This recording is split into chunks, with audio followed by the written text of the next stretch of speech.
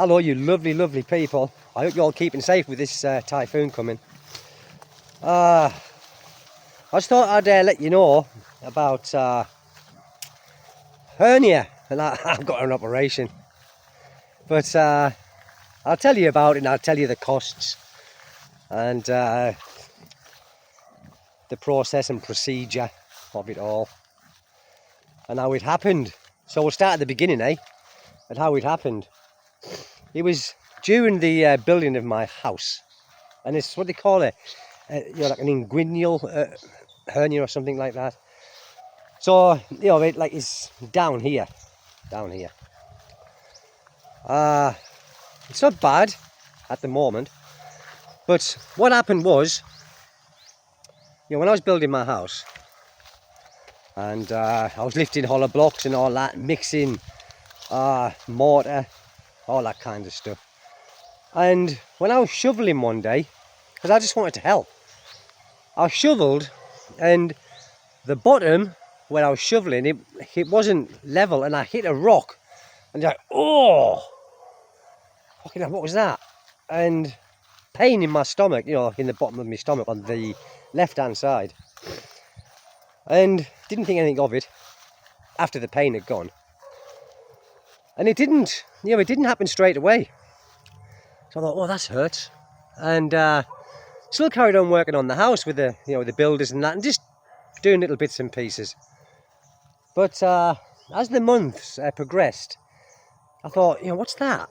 And it was like a tiny, tiny little protrusion. Nothing. And I thought, what's that? And then, me being me, people, I thought, what's that? I thought it was cancer. Honest to God, it was like, like a little lump. I thought, oh no. And then I said to my wife, I kept it to myself for weeks because I was scared. Then, I said to my wife about it, and it was only small, but it was a protrusion anyway. And there was no pain then. And I said to my wife about it, and so she said the name in Visayan, and she said, oh, you got to get a massage. I said, what? And she says, it's like a massage, and she said the name for it here, for this hernia. So I went for a massage back in, wasn't it?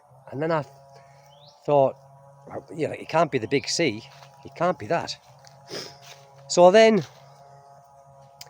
it came back out, and then I didn't think about hernia. I just didn't think. And then I saw my neighbour, David, and I showed him. He said, that's a small hernia, mate. I said, what? He said, yeah, that's a small hernia. So I kind of, yes, I was worried about it, honestly, but I brushed it to the back of my head because by then it was coming out, and I could put it back in. The same as now, I can put it back in. It's only small. But anyway, they said the only way you can get this fixed is by operation. It's not going to fix itself. And one of my friends who's an angler, Arnie, he's in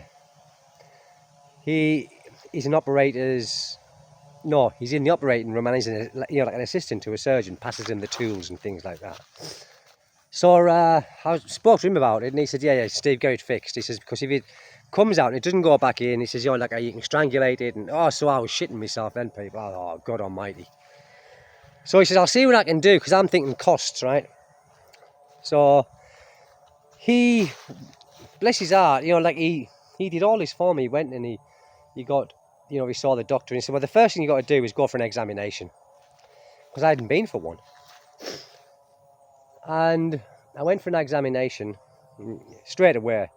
The doctor said, yeah, it's in, what's it called? Like an inguinal hernia or something like that. It's a hernia anyway. And he said, yeah. He said, you got two choices here, really. He said, because it's not bad, but if it's left kind of untreated, it will get worse. He said, it's not going to get no better. And he was honest with me. And he said, oh, you can get a belt. I thought, I don't fucking walk around with a belt for the rest of my life. you know, keeping me stomach in, or keeping me, you know, me guts in. So I thought, oh, I can't do that. So anyway, after that, he said, I will put you on to, you know, the consultant. And all costs, you know, to see the doctor was but all small costs. And then I went to see the surgeon, the consultant who was going to do the operation. And he reassured me, he said, it's easy. He said, you know, we do these all the time. He said, like, yours is not bad. He says, you know, he said, you've got to have a gauze put across it and all this, that and the other. And I'm thinking, oh, fucking hell, operation. And he said, because I said, you know, by this time I kind of like, I looked into it. I'd done some like a research of my own.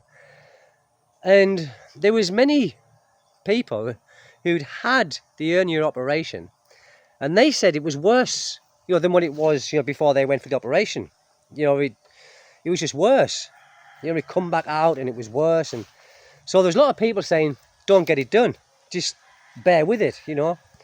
But it was the thought of the belt. I thought, you know, at my age, I can't walk around with a fucking belt on myself for the rest of my life. It's not really attractive, is it? You know. So I talked to the surgeon about it, and he said, yeah, he said, it's true. He said, but generally speaking, he says it's better, you know, we do fix them, but sometimes they do come back out. And it's like a downturn, you know, like a down where you've got to rest and this, that and the other. So anyway, I said, well, how much is it going to cost? And for everything, and this is in Corazon Hospital here, which is a private hospital.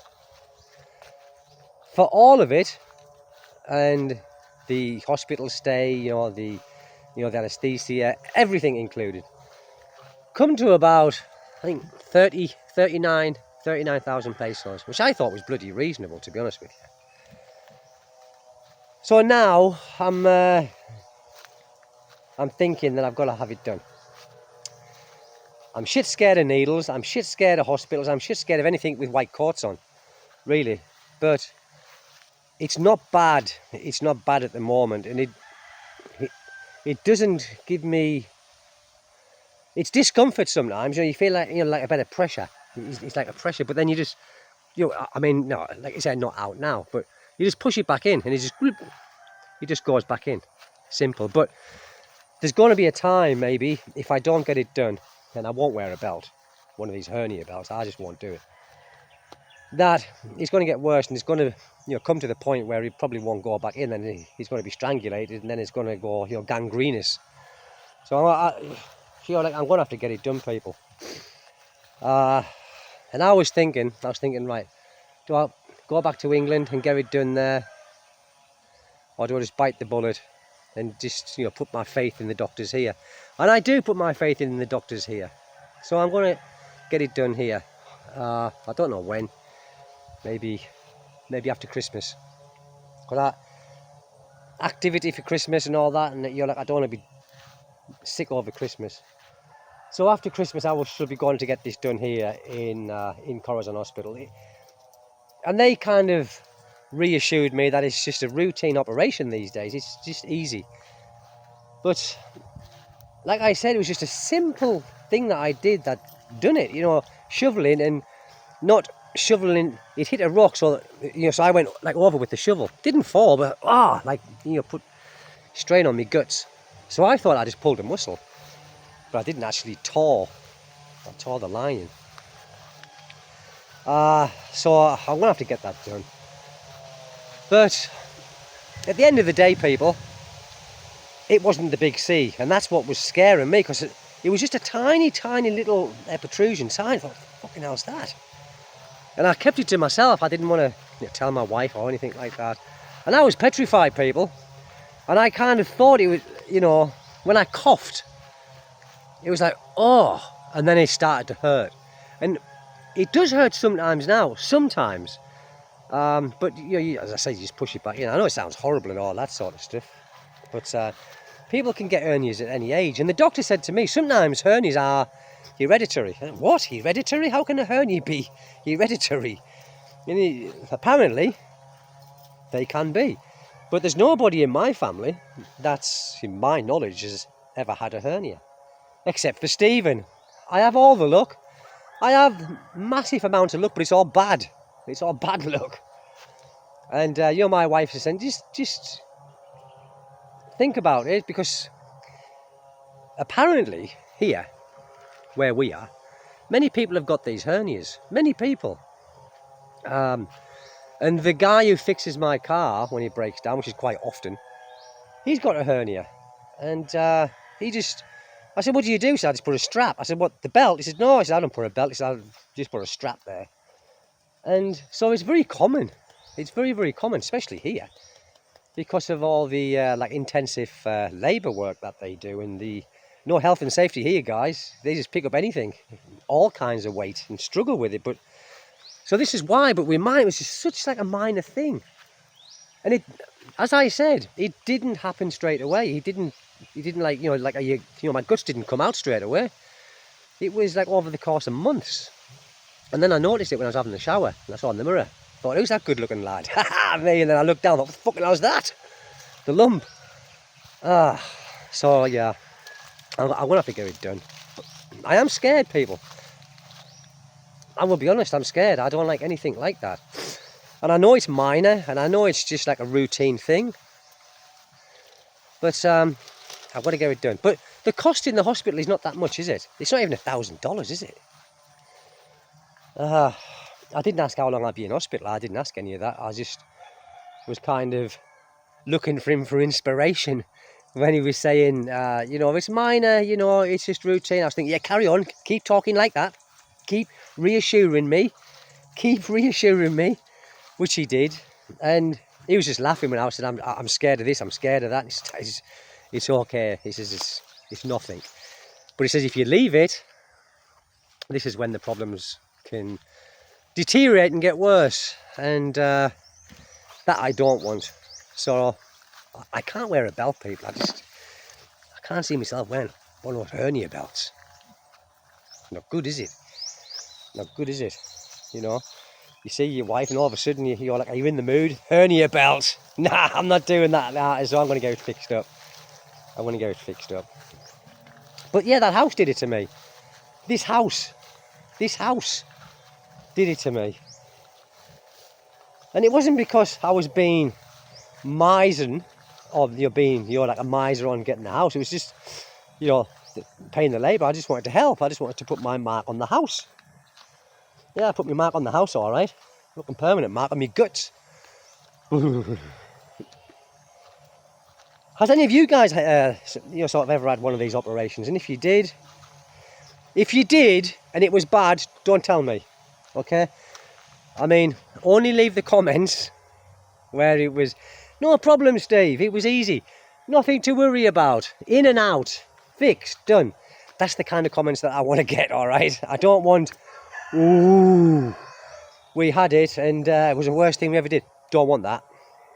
But what is your suggestions? Would you have it done? I mean, I am having it done. But if you was in the same situation, would you wear a belt? Or would you do the strap? Or would you just think, nah, can't do that? Thinking the same as I'm thinking and just bite the bullet and get it done?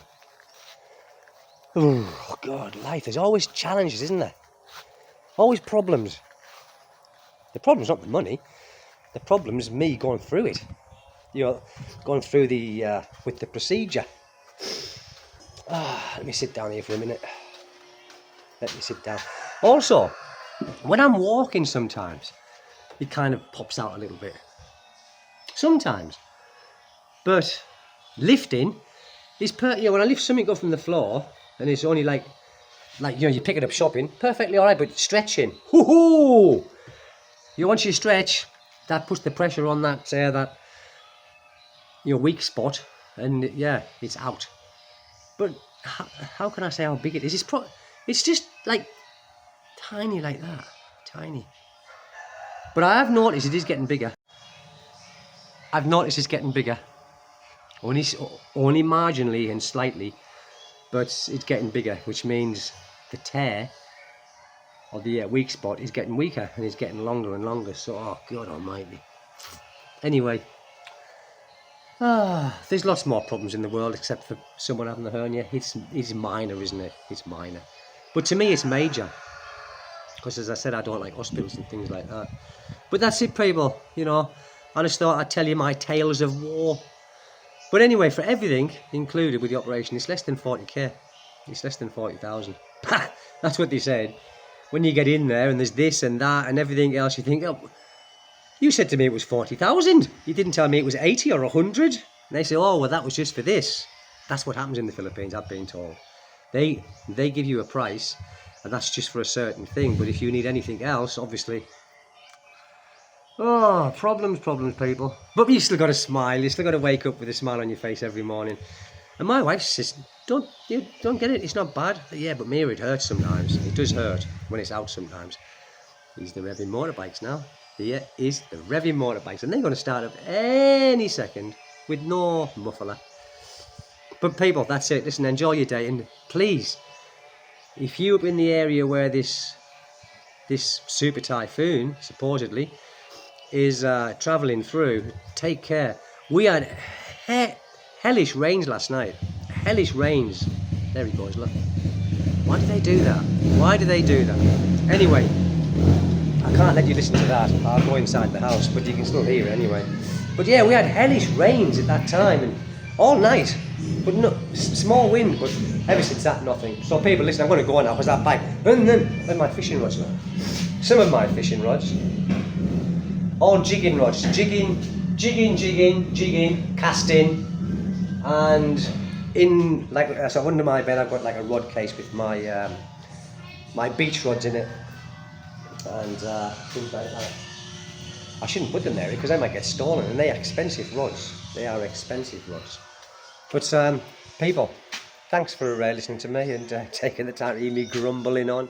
Take good care, people. God bless you all. Take care in this hurricane, typhoon hurricane. Bye bye.